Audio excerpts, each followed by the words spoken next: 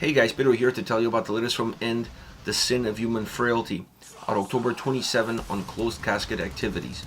The album has 10 tracks, 30 minutes in length, and this is the band's second full-length studio album. They are an American metal band. Now when I look at the design of this record, it's really hard for me to see the common thread that allows this album to have a sense of connectivity between the songs. It's an album that comes across very chaotic. There's no rhyme or reason almost in terms of where one song is taking you and where the next one is coming from. You feel like you're constantly being jolted and you're constantly being slapped left, right, and center. The only thing that changes is the direction of which the slaps are coming from and the intensity of said slaps. Now all of this makes a little bit more sense when you look at the DNA of the band and when you look at the overall duration of the record. I think being 30 minutes in length is absolutely perfect. It somewhat controls the chaos a little bit better and allows the record to be a little bit more palpable, a little bit easier to digest by the listener. As far as the sound is concerned, I think the word that best describes this record is unhinged. You can also call it chaotic brutality. This album has a lot of that. It's a record that doesn't have just one single sound direction. You can see influences from grindcore, metalcore, deathcore, death metal, hardcore, melodic hardcore. I mean, there's just so many different influences in the sound of this album that it doesn't allow the record to have one consistent DNA sound experience. But once again, if you're familiar with the band and if you're familiar with their previous releases, that's always been part of their DNA. I think the main difference in sound on this album is that it feels a little bit more raw. It feels a little bit more unhinged. It feels a little bit more natural, a little bit more organic, a little less planned and less constructed. And I think that plays an incredible role on you understanding better where the intensity and where the aggression is coming from. If the intensity in aggression of a record, of the sound, feels natural, feels like a natural expression of who the musicians are as individuals, it's easier for the listener to grasp that concept better, and it's easy for you to find some way out of the maze of chaos, sound, brutality, and heaviness that the album has, song in and song out. And I think this album is a little bit of that, is a little bit of the listener learning more about the band, learning more about who they are, and then understanding that this chaos, this unhinged heaviness that the album has, all of these influences are just who they are. They're not trying to create a single sound signature for their band, for their sound. They're just going to make the most brutal songs that they can make, regardless of what the influences are that are dictating the direction of those songs. And that's exactly how this record comes across overall, sound-wise. Now, within the limits of that sound, this is definitely a guitar-driven record. It's a guitar-focused album. Has been their previous releases. This one is no different. I just felt because of that more natural, organic output, the guitars feel a little bit more gritty. They feel a little bit more raw, a little bit more fuzzy. And once again, those elements, those undefined hinges of where the parameters are surrounding the guitar sound also increases the level of intensity of the record, the level of brutality of the sound, and at times makes this album darker than the previous records. I honestly feel like the previous releases, I should say, were always brutal. They've always had that sense of heaviness, but I don't think they defined the darkness within that heaviness as well as this album does. And that's perhaps one of the main changing elements from the previous record to this record, and the guitars play a huge role in that. They create also a lot more melodic undertones that break through the heaviness, that break through the haze that exists surrounding this album. It's a very dynamic, it's a very rich, textured album, specifically on the guitar sound. I mean, it's a lasagna of guitar sounds in terms of where you're going, the directions that you're taking. You're being pulled in 1,000 different ways, and that all comes and starts with the guitar sound and their individual approach from song to song, while keeping that raw edge and that raw intensity in the output, in the production of the overall record, but specifically the guitar sound for this album. Now, the drums feel a little bit different to me.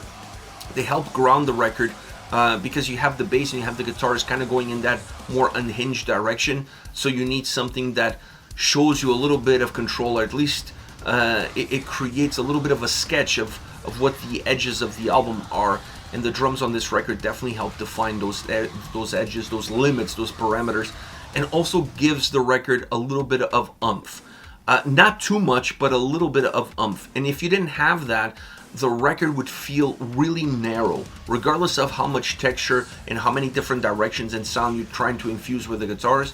You need something that helps define a little bit more substance within that same sound. And I felt like the drums definitely hit the mark on that point as far as this album goes. Now, vocally, very dynamic, very aggressive, very intense. There's quite a few guest appearances on this album, which also helps make the album more dynamic. But overall, the same organic feel, the same natural raw emotion that you get in the sound and how the sound comes across, I felt that same exact experience in the vocal performance. It's very similar, but there's nuances that change the tonality, and with the tonality change the emotion behind the track, and that in the way it hits you quite differently. So without changing too much, without completely changing the DNA, you're able to create ebbs and flows vocally, making the album, like I said, very dynamic. And then obviously the guest appearances are the icing on the cake. All around, it's a very unapologetic record, as you would expect from End. They've never been a band about creating borders, repetition, following formulas. It's always been about an extension of their creativity, and where that creativity is taking them, that's where their sound ends. This record feels like they went a little bit further, perhaps a lot further than what they did with the debut album. Feels a little bit more natural. It feels a little bit less restrained, less thought out, and more executed. So because of that, it's an album that I connected with a lot more, even though I really enjoyed the debut. I think this is an album that you can see past the brutality, you can see past the heaviness, and you can see the creative juices flowing when those songs are put together. It has more of that natural ability to how it sounds, to how it feels, to how it comes across. First, as far as favorite songs are concerned, I want to start with the opening track, A Predator Yourself. Now, this is the shortest track on the record, less than 2 minutes, but it feels like it goes on for 6 minutes. That tells you, not that the song is boring or repetitive, no, it tells you that the track holds a lot more than what you would expect from a song that's less than 2 minutes. A less than 2 minute song, you almost expect more of a punk track that's punchy, to the point, hits you, and it goes away. This track is super textured, super layered in all of its sound. Obviously heavy, obviously brutal. The drums and guitars both have a great impact on how you perceive this track, and obviously the guitars really drive the experience. The vocals are punishing, and the way they bring all of these elements together and the way they stretch out the song, like I said, it feels like a 6 minute song, not like a song that not even reaches the 2 minute mark. Next we have Embodiment of Grief. I talked earlier about some of the more darker tones that this album holds. No other song has more of those darker tones than this specific track. And I think this is a song that creates a somber vibe from the get-go because of those tones. Once you see the intensity of the track pick up, the sound opens up a little bit more, becomes a little bit more broader, becomes a little bit more brighter, if you will. But the undertones of the darkness that you saw at the beginning, they simmer throughout the entire track. And you see it at times, specifically in some of the more melodic sounds that you're going to get in the chorus, because the verses are a little bit more pounding, they're a little bit thicker, they move at a different speed with a different intent to it, and then the chorus really brightens it up, or at least opens it up, and feels like a much larger song. The vocals also work well in representing those two different momentums of the track, creating the right ebbs and flows vocally to match the right ebbs and flows musically. It's a very moldable song in terms of how the sound comes across, and then it comes at you in jolts. It's a track that's constantly jolting you. It's constantly giving you these bursts of energy. Super interesting track from that standpoint. Last but definitely not least, Infest, Unhinged Chaos. Like, this song is if somebody asked me what song represents this band right now, what song represents this album, Infest would be my pick. Because it's a track that feels like there's 10, okay, maybe 10 I'm exaggerating, but there's at least 5 different tracks in a single song. And they took pieces of those 5 songs and they put it all together in a single track as they were putting together Frankenstein's monster. That's how this track comes across. That is how layered, how textured it is. 1 minute you think you're moving forward, at the same time you're moving forward, you feel like you're moving backwards.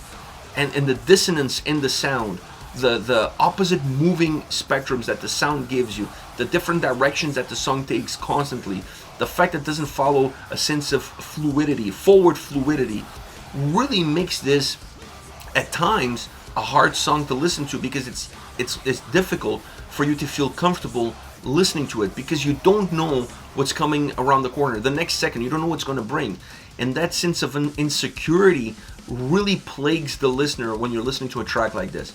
Now, the more you listen to the track, the more you're able to digest it, and the more you're able to appreciate all the different textures and all the different layers.